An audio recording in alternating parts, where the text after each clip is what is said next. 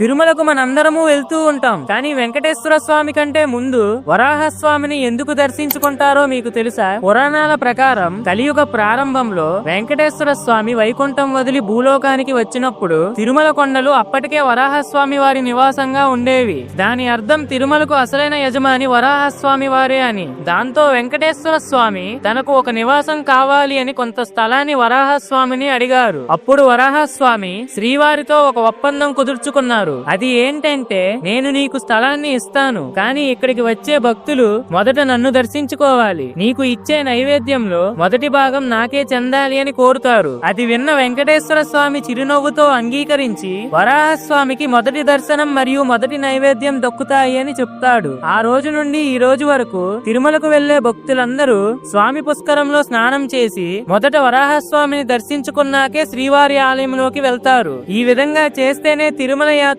పూర్తయి శ్రీవారి కృప లభిస్తుంది అని అంటారు. ఫ్రెండ్స్, గోవిందా గోవిందా అని కామెంట్ చేయండి.